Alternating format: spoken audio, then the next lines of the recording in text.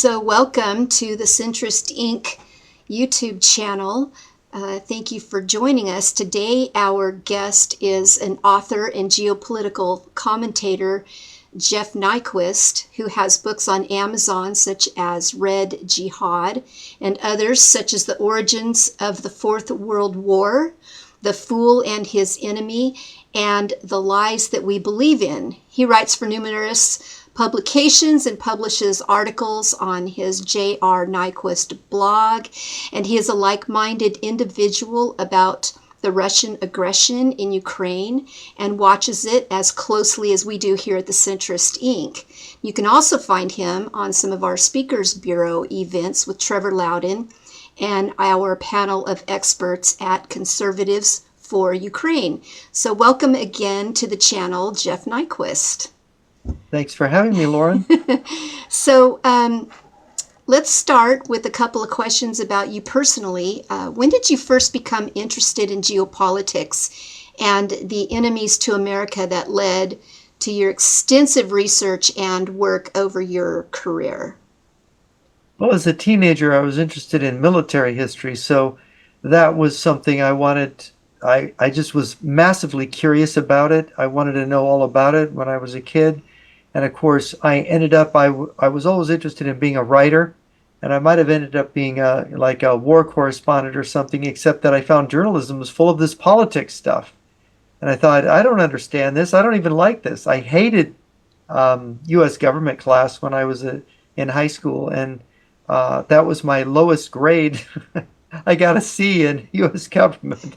And when I didn't want to, have any politics, anything. When I went to college, I found out it was all about politics, and I said, I don't know about this Edward and Bernstein stuff, So I said, I better become a political science major. I better learn this stuff.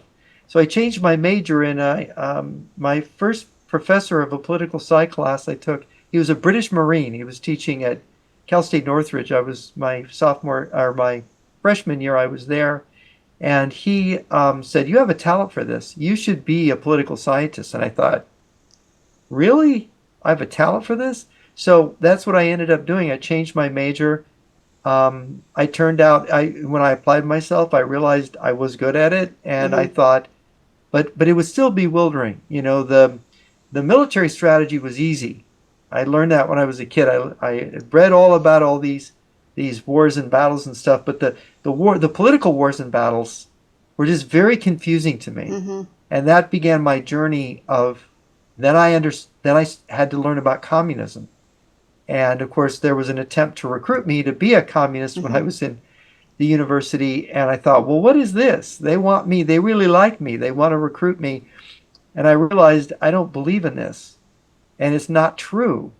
And these people have some kind of bee in their bonnet about something else. And communism is just sort of like their own therapy for themselves. And I saw that very clearly. And so that's how I kind of got started on this path that I'm on. Well, your life has been remarkable in this regard. It's obvious that you're devoted, it's your passion, and you have continued to do it.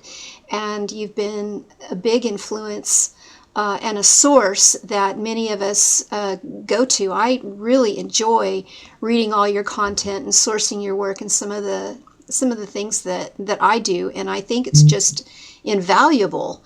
So we're definitely glad that you are here, and while we can talk about many of your publications and hope to do that in the future, I wanted to talk about this recent one because it's important, and maybe we can try to connect some dots for the audience between the past and the current situations regarding Russian aggression. And so you write in this paper published by the Center for Security Policy in 2018 titled Russian Strategy and Europe's Refugee Crisis. And you talk about the pillaging of different kinds of resources from oil to art as it relates to the Syrian conflict in about 2015. And you talk about how ISIS was leveraged during that time, resulting in the overwhelming chaos that we cannot even imagine or sort out. So can you explain for the audience what you mean by the Russian larger strategic design method and logistical transport method of driving massive refugees out of Syria and how that might work. Yeah, one of the people that my co-author interviewed was a former Romanian government minister, Mr. Marius Boston. And to quote him, he said, "There's something about Russian strategy that's difficult to explain to our Western allies." He said, "It's the fact that Russia usually acts on both sides of a real or manufactured conflict. For instance, on the internet, we notice that Russian propaganda, disinformation, or trolling activity on forums and social networks typically carry messages meant to create or amplify conflicts between different ethnic and religious groups. So, for example, Romanians versus Hungarians, Poles versus Ukrainians, Christians versus Jews, etc. And they encourage at the same time groups with opposing views, far left anti market tendencies versus libertarian ones, LGBT rights versus conservative Christian activism, open border multiculturalism versus anti immigration movements." And this is where we get into this pushing refugees into Europe thing. And so, thus, Russia is able to provoke conflicts and crises and to influence the public agenda of the countries it targets for subversion. So, for example, in this Muslim refugee crisis, you already had the left saying we shouldn't have borders, we should allow the third world to come in and we should take care of them, and we shouldn't be racist and not allow them to enjoy the good life in our countries, and you have all these welfare states in Europe that are, these are pretty enclosed societies, and now you're flooding in.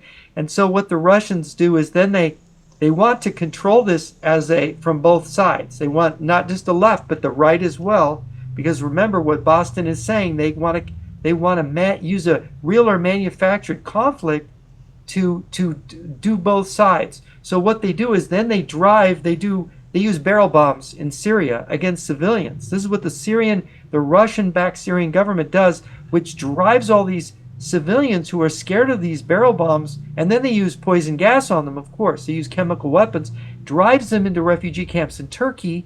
And so where do they go from there? They're not going back to Syria, because then in September 2015, the Russians come in and they start carpet bombing villages and towns. Right. And they don't want to get killed by that. So where do they go? Well, they're encouraged then by the Russian mafia, the Iranians, the Turkish mafia, the Albanian, and all of these are working with the FSB and the Russian mafia, which is kind of the king of the mafias because they control the heroin trade, right? And some of the other drug trades. So they move them through the Balkans, 1 million people into Germany, right? And there's Angela Merkel with her waiting arms, and they come into Germany. Now, what does this do? This energizes the German right, which the Russians have infiltrated, and the AfD party is this right-wing party against Muslim immigrants that is pro-Putin, pro-Russia.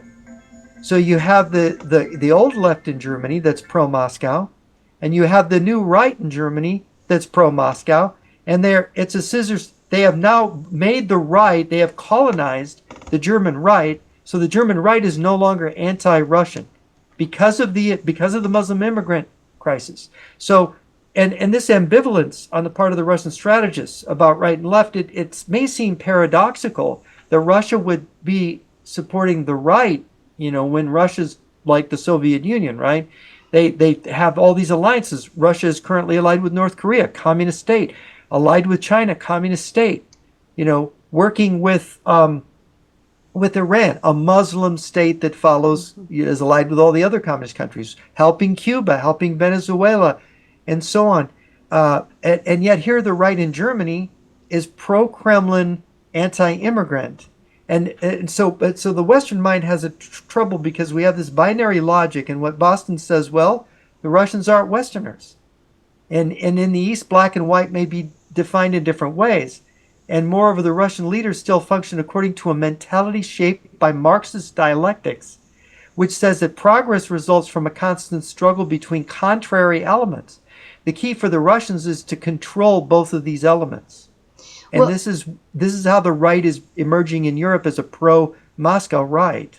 And how perfect is it to have established NGOs pick up that conveyor belt and help the refugees along their path. It's perfect. And I know from personal experience, many of the humanitarian workers that I know, they're clueless about any of this. They just want to help Yes. the people. Yeah, So, they exploit the mhm. kindness of people, and then of course the governments are supporting the NGOs.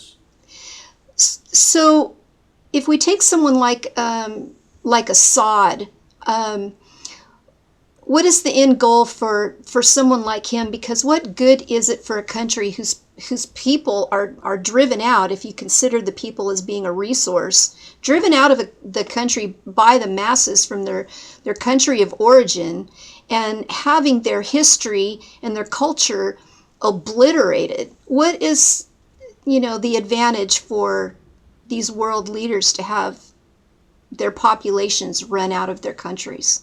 Well, Assad and his father before him were basically puppets of the Russians. And Syria, this was very important for Russia. Back when Nasser, they won over Nasser, who was the original Arab National Socialist leader in Egypt. The Soviets won him over. And because Nasser wanted to go after Israel, he was initially begging for weapons from the U.S., and Eisenhower wouldn't give him the weapons because he knew he was going to use them on Israel. So Nasser threatened the United States. Well, if I don't get the weapons from you, I'll get them from the Russians. And of course, he did. He started in the mid 1950s, he started arming himself with Russian weapons. And of course, that brought Russian advisors and Russian infiltration into Egypt. And of course, at that time, he was trying to unite with Syria. They were trying to create something called the United Arab Republic. And of course, the Russians prevented that unity because they saw Syria as something they could more directly manipulate through Assad.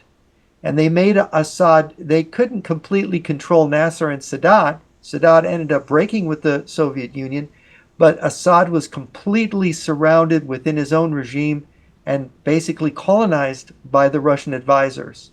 So that regime is just it's Arab National Socialist, but it's really Mm-hmm. the communists are very comfortable working with them because their ideology is anti-Western, and it's authoritarian and very close to the Soviet ideology. Well, and Americans who are experts on Islam and they've studied Islam, it's my experience that many of them just see this immigration, this migration out as what they call the hijra, where it's just Islamic stealth jihad operating by itself alone, that there's nothing really behind it, that this is just what Islam does, this is what it's done for 1400 years, and Islam by itself is migrating by itself into all these other countries and it's acting alone. Yeah, there would be no Muslim immigration into the United States or Western Europe if it wasn't for the communists. And that is shows you how elaborate this, because in the 1920s there was no massive Muslim immigration into the Mm-hmm. West. In the 1930s, 40s, 50s, where were the Muslims pouring in? No, that happened later. Why? Because what they did is the communists dominate the left in the Western countries, the far left. And they created this idea of racism. Western colonialism was racism. And they started to make the people in the West feel guilty. But the really big thing they did was feminism. They created an ideology that told women, and this is Betty Friedan and Gloria Steinem, Mm-hmm. you got members of the Communist Party. They were keeping their membership secret.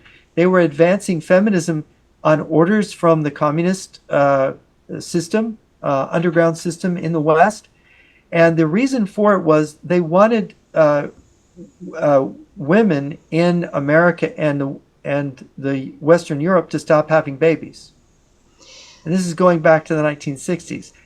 They wanted them, and they wanted to legalize abortion, which happened in the 1970s with Roe versus Wade. And you have this situation where women are sexually emancipated. You have the revolution, the sort of cultural revolution of the late 1960s.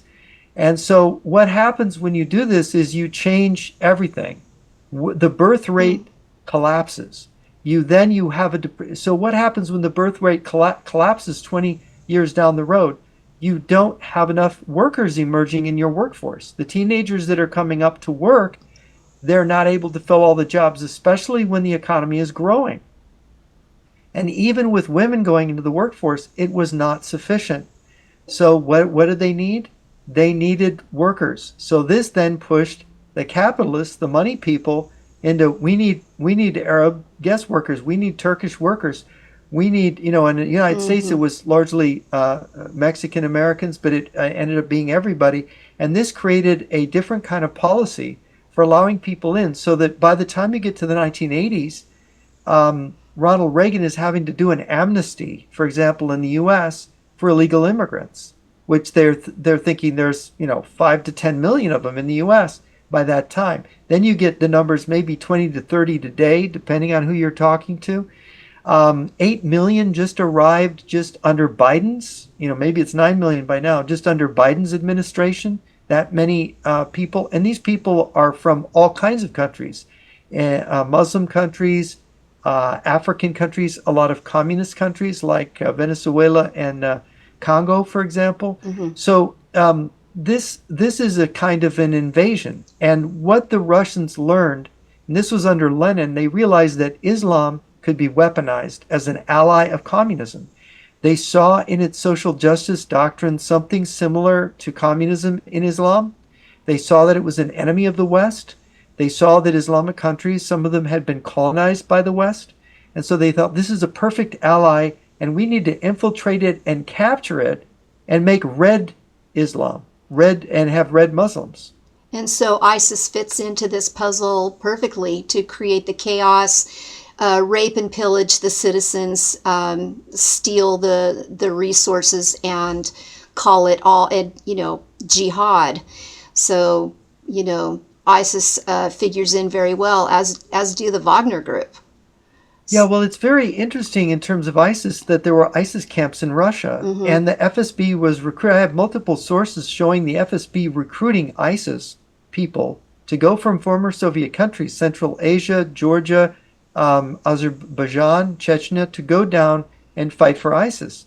At the same time, ISIS is fighting Syria and Iraq. Mm-hmm. The Russians are coming into Baghdad and helping the Iraqis fight ISIS.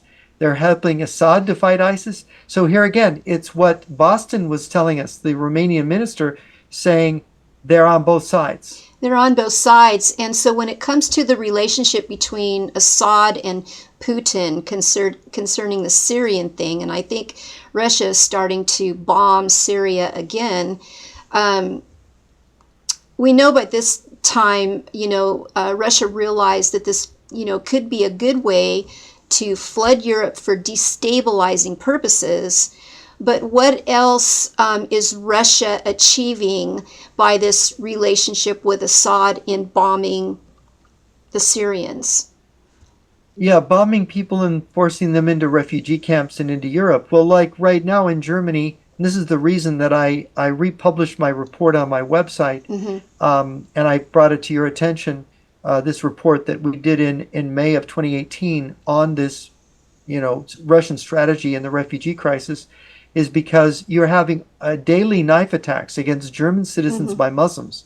And they'll on the street, they'll try to hit you in the neck with a knife. Yeah. And just a kitchen knife, a sharp kitchen knife. And of course, this is happening. Germans are dying. They're attacking people. And of course, this has turned the German population. You see this right-wing urge. Scholz is in trouble. Even the youth in Germany are not voting for the Green Party. So the left is losing. See, the Russians are banking on the fact that they have better control over the right, because the left, if the left sees, the real far left, the communist left, sees that the far right is going with Moscow completely, and that they are, then there's nobody left to say to Germany, hey, you better defend against Russia, you better defend Ukraine, you better stop the Russian army. They're saying, no, we just want to stop the Muslims. And the Russians are our allies against the Muslims. And this then causes Germany, which is the most important country in Europe, Right. the largest economy in NATO, it basically allows them to flip Germany and to get it out of NATO and break up NATO maybe if they can get France. I mean, in France now, they think Le Pen's party is coming to power in France. You're having a shift to Labour in Britain, by the way, because the Conservatives in Britain are pro-Ukraine, but Labour is don't think they are, right? And then we already saw what's happened in Poland with Tusk. He's really undone a lot that Law and Justice Party did in Mm-hmm. helping Ukraine, Mm-hmm. and they're doing it very surreptitiously, very quietly. And then in Slovakia, so you've got this as the Europe moves to the right, it is a different kind of right than we knew under Ronald Reagan and Helmut Kohl and Margaret Thatcher. Right. And I want to get back to that. That was one of my questions that I had for you at the end of this meeting.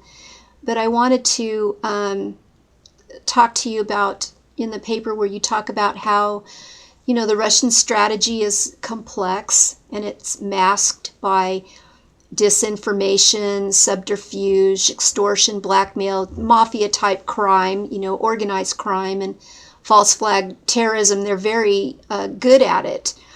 And your interviews prefaced all this by revealing that Lenin developed a complete theory for using terrorism to take power and govern a huge state. So is that what we're seeing right now as a part of this, special military operation? Is that what they're doing with the right in Germany and France? Yeah, people are moved by violence. They're moved in different ways, and you would think that terrorism is counterproductive. But Mm-hmm. if you are able to harvest the public outcry of that terrorism, and you're able to control both sides, I mean, we saw it in South Africa. There were traitors in the National Party that allowed the ANC, which is really just a front for the Communist Party of South Africa, allowed Mm-hmm. them to take power. So you got the same thing. You can have a far left group take power or far right group if you manage the conflict and the violence in a way because people are dissuaded from taking certain positions, from doing certain things by violence. It dissuades them or it Mm-hmm. motivates them. In the case in Germany, the violence is motivating people to go to the right, and that right is pro Moscow. Yeah, Yeah, I've even seen Tommy Robinson, who's really having a little bit of a victory right now. He just recently had a big event in London. Tommy Robinson has been fighting against the Muslim immigration and the violence since they came into his high school when he was in high school in Leeds, and he's been jailed many, many times. But then I've also seen him do a couple of things promoting RT and being pro Putin. So he's obviously confused as well. And that it just yeah, shows you how easily Marjorie Taylor Greene, some of the other people, how easily the right is swayed by the Russian propaganda. yeah. See, the thing is that Islam is much simpler to understand. You just read the Muslim texts; they're very old, and the Muslim world is very simple in the fact that they don't translate sophisticated things Mm, into their languages, right? So you got Spain translates more foreign books every year are translated into Spanish for the Spanish readers from different languages than Egypt has over the last 20 years. This culture that exists in countries, Muslim countries, it's not very curious, and they don't have a rich intellectual life. So they're very right. susceptible to communist infiltration and manipulation because one thing about the communists, they learn foreign languages, they translate everything, they try to understand everything as part of taking over everything. And so they are easily the Islamic world is easily penetrated. And the West now is becoming stupid. People don't read, they just watch TV, and they're not understanding how sophisticated the Russians and the Chinese are in what they're doing, and they're not understanding. The reason that Anka Maria Chernea and myself wrote this paper in 2018 was that we were hoping to get people in Europe that were like Tommy Robinson, who were looking at the Islamic problem. We wanted them to see the Russian dimension of the problem because they were missing how Islam was being weaponized by Moscow, by Beijing, and how the Iranian clerics fit into this picture, and how they have created this situation as a form of attack on Europe. And unless they can understand that, they are not going to understand that they need to deal with the Muslim problem which exists in Europe with an understanding of who is actually weaponizing Islamic migrants moving into Europe. Oh, it's a huge piece of the puzzle that's missing. A huge piece of the puzzle that is missing. And when you have people that are just solely focused on Islam is doing this and Islam doing that and the violence, and they're focused on the violence, they miss the wizard behind the curtain. So in terms of the educational part of it, you talk in some of the other publications that you've been involved in, specifically with Cliff Kincaid, who recently came out with a publication regarding educate these Islamic leaders of countries that were educated in Moscow, and some were even became KGB agents. And you say that Russia understood that it could use Islam very, very early on and turn it into, an Eastern edition of communism, and that path was set long before World War II. The Yeah. American public doesn't know it. They want the quick answer, the quick meme and the quick answer. This is it. This is the answer. But Russia has educated Islamic nation leaders in Moscow for some time. So let's start with Yasser Arafat. What was his relationship with the Soviet Union? What did he do for them? Yasser Arafat was not even a Palestinian, although he was the leader of the Palestinian Liberation Organization. Mm-hmm. He manufactured his biography. He was actually an Egyptian. He even spoke with an Egyptian accent, which Mm-hmm. was ridiculous. But he was trained in Moscow, and he was often working with the Romanian intelligence service, the communist Romanian intelligence service, which was given a special task to work with him. And you can see in the books of the intelligence defector Ion Pachepa writes about Yasser Arafat as a tool of the Eastern Bloc during the Cold War. Arafat was a homosexual. They had him on. They always taped and recorded his homosexual activities, so they could always destroy him at any time they wanted. And so this was they not only helped him and gave him money and made him rich, they also had blackmail on him. Mm-hmm. So he knew on which side his bread was buttered. So Arafat was a creature of the communist bloc. The PLO is not an Islamic organization. It's basically a socialist communist organization. I mean, the assassin of Senator Robert F. Kennedy was Sirhan Sirhan. When they found his diary, it was all about how to being a good communist, and he was a PLO. He was in the PLO. Who do you think So, is in place now that's in that camp, in the Russian camp that's in place now in Islamic nations? well, Hamas is become the go-to now. It's more it's a radical Islamic organization, unlike PLO. What the communists did is they began to teach, and they developed this technique in Afghanistan. They began to teach their communists in the Muslim world to dress and act like Muslims, Mm-hmm. to adopt Muslim ways. Even Muhammad Najibullah, the bull of Afghanistan, the head of the Afghan KGB, and then the president of communist Afghanistan, even he pretended to convert to Islam at the end of his presidency, towards the end of it. And then the Mujahideen groups that defeated Najibullah, they were all being supplied by Moscow. So not only was not this double game, super experiment with this double game took place in the Afghan war, and by the way, the CIA paid for it. So we have this story about the Russians fleeing Afghanistan. No, they left Afghanistan when they had basically conquered the Mujahideen from within, and then made sure that they could take the country. So, for example, Ahmad Shah Massoud was controlled by, and this is in Milt Bearden's book, who ran the CIA operation. of supporting the Mujahideen in Afghanistan, he wrote that Mm-hmm. Ahmad Shah Massoud was basically under the influence of a KGB agent codenamed the Advisor. And according to Mohammed Karzai, that man was Mohammed Fahim, who, after we came into Afghanistan, he became the defense minister of Afghanistan when the United States came in there to defeat the Taliban. And Mohammed Fahim, Mohammed Karzai was mocked by Defense Secretary Robert Gates for being paranoid about the Russians and for saying that the Russians were really controlling Afghanistan over the last 20 years through Mohammed Fahim. Is the Muslim Brotherhood just another diversion?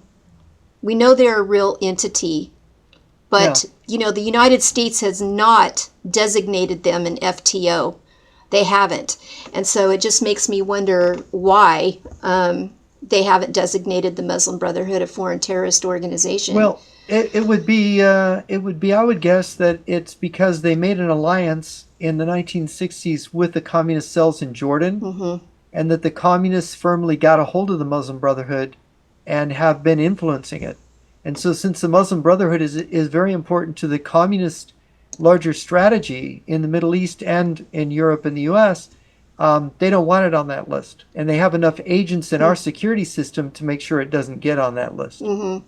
Yeah, I agree. I went to Washington, D.C. to talk to Senator Ted Cruz about the situation several years ago, and I believe it was Jim Jordan came out and addressed our group, and Trump was in office at the time, and he said it's not going to happen.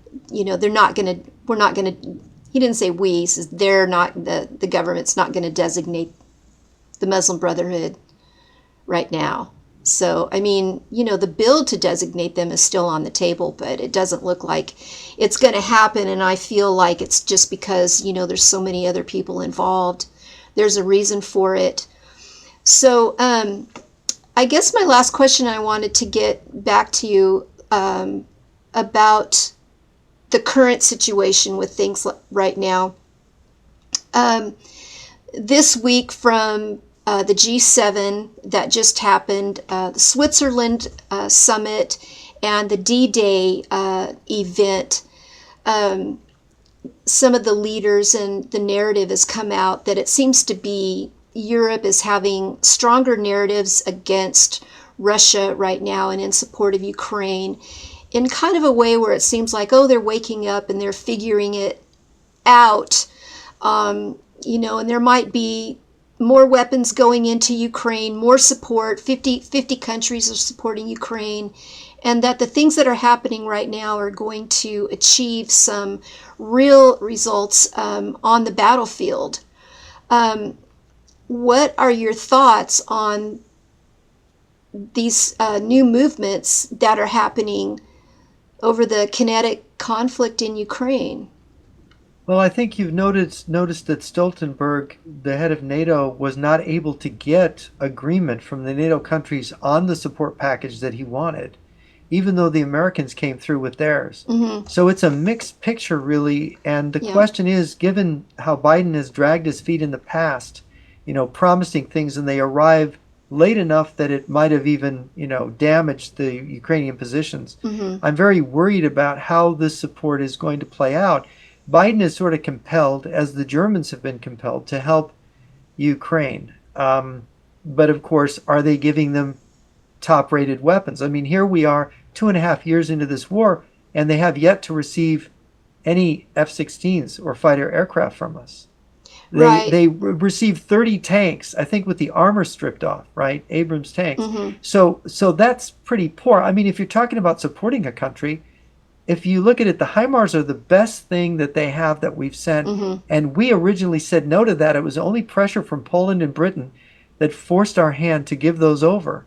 And so I think I'm worried. And the other thing I'm worried about is that the Ukrainian power infrastructure has been severely damaged. And where they got through last winter is a question about the rolling blackouts and about the ability to get through winter. And can the Ukrainian economy continue to function if the Russians continue to damage the power infrastructure? And we don't really know this question, but the Russians are trying these different strategies to erode the Ukrainian will to resist. And Hmm. if America and Europe do not rise to the occasion to really fill the gaps, the Russians are going to ultimately break through that line. Right. It is scary. I mean, the front line is a war of attrition, like they say. I know that sounds cliche, but it's worse than that. It's medieval. When you watch the Telegram channels and you see what's really happening back and forth, it's really medieval, and the land is just being destroyed. Lloyd Austin and General Brown recently came out and talked about what the goal was, and I thought it was pretty transparent. They talk about the front line being able to attack the Russian front line on the other side of the border. That is to stop the advance. And they say that Kharkiv is, pretty much stabilized right now. The damaging of the power structures is going to harm the facilities where they are making drones, and it could harm their radio jamming systems and whatnot. But even so, the battlefield for me is fascinating to watch, because it is absolutely remarkable what the intelligence of the Ukrainians and what they are able to do, and how they figure things out. They're a formidable force. And so right now I'm feeling a little bit positive about some of the new things that are going to happen, as long as they can get the kits to the front like they say that they're going to do.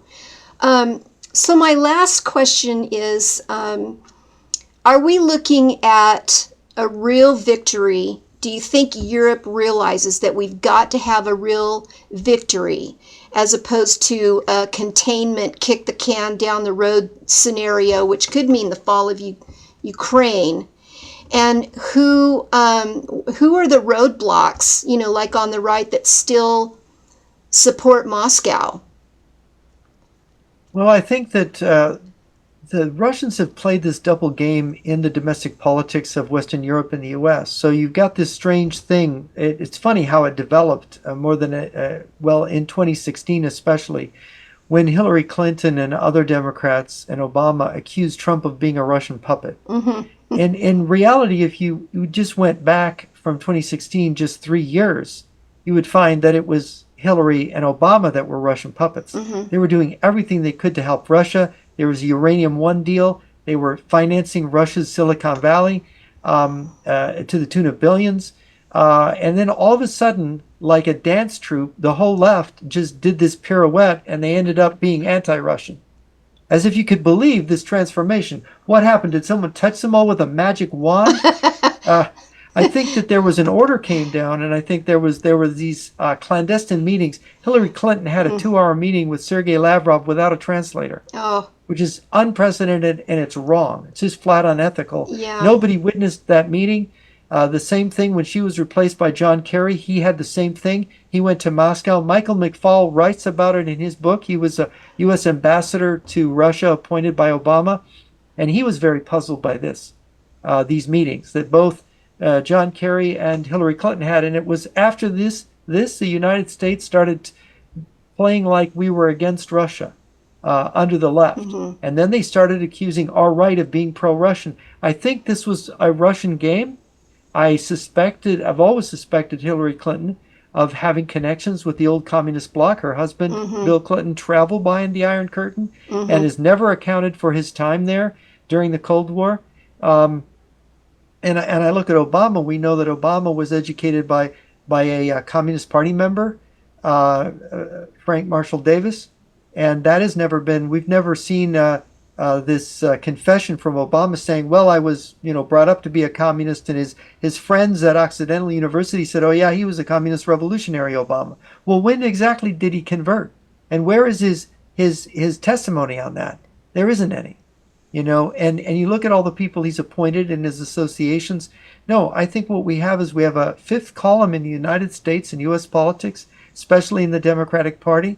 And I think that what they have done is they have attempted to make an alibi for themselves by being against Russia publicly, and accusing people on the right. And then the Russians have made these outreaches, and they've got these agents like Colonel Douglas McGregor, and of course Scott Ritter, and I think they are outright Russian agents. And of course Tucker Carlson has become a useful idiot, and they've influenced the right in America the same way they've created this AfD party in Germany, and they're trying to colonize the American right. And Right. I am shocked at how effective they've been. Yeah. Well, and on the, I think that they kind of, I think they're going to be blindsided because they can, they're going to be blindsided because people are able to, like never before, collect information, put it together in packages, map out these networks, get the history. If the information is out there on the internet, you can get it. And, some people are better at getting it than others. And so the information is coming out. And I just think that they're going to be blindsided by a lot of it. I think that we're living in a time where a lot of these people are not going to be able to lie to us anymore because we have access to information. My hope is that two things for Trump. Sometimes I think it's good that people are in Europe, especially, are afraid of him and may see him as a loose cannon. On the other side, he is able to learn. And I hope he gets the right people around him that can teach him. I hope he reads information that come from people like you and others that are writing this information to say, look, this is what it really is, and this is who's doing it, and this is what it looks like, and you better get up on this because you're going to be a wartime president, and you don't want to go down in history as making, some of the biggest mistakes ever, like history has never seen before, like he says. I think he looks tired from everything that's going on, but I also think he's realizing that this job is just huge, and I hope that he's up to the task should he get back into office. Do you have any projections for Trump being in office and what might happen? I think there's a battle going around. There's a battle going on in Trump's inner circles. Mm-hmm. And there's active attempts by people who are trying to push this pro-Russian agenda. And I think it's not clear. Trump is somewhat intuitive. I think he's got instincts. He's very unpredictable. He came out in favor of this this bill that was resupplying Ukraine. Right. He's the one that came out and said, "I'm for this bill. You vote for this." He told the Republicans in Congress to vote for it. So I think that this is where it blows up in Russia's face. That Trump is not someone you can puppet. He's an unpredictable character. Yeah. Whatever his background is, we can see that he went into those meetings with the North Korean little rocket man dictator, and this little Korean thought he's going to snooker Trump into some kind of deal, and Trump left the meeting without a deal. And of course, what does the little rocket man do? He executes all his diplomats for failing him. So Trump really has a way of pulling the rug out from under people. He really damaged the Chinese economy, because they're just looting us with their trade practices. And, he really got back at them. And, of course, manufacturing is coming back to the United States. Even under Biden, Biden could not reverse Trump's trade policy because the economic momentum was behind it. All of a sudden, people were saying, oh, this is the way to make money, and we're not feeling so good about China because China is basically ripping off American companies. And they're increasingly dissatisfied. So I think that there is a silver lining in the cloud. And just like in Germany, the interesting statistic about the AfD party, even though the AfD party, is supposedly strengthened, the German youth that have turned against the left, have turned against the Greens and the Social Democrats, they're not coming out pro-Russian. Right. It's very interesting to watch. It is very interesting because they're looking at this going, we need to solve these problems without having Russian help because we can't trust the Russians. So people are kind of, in a way, they have instincts. And as long as they're not propagandized by false narratives which are usually conspiracy type narratives, Right. they usually have the common sense to actually eventually see through these things. So this is all very hopeful. It is hopeful. Um, I have so much more that I'd like to talk to you about, but they're obviously in different categories. So let's have you back real soon and we can talk about battlefield things and weapons and all these other things that we need to talk about.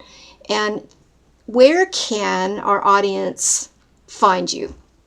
jrnyquist.blog. It's jrnyquist.blog.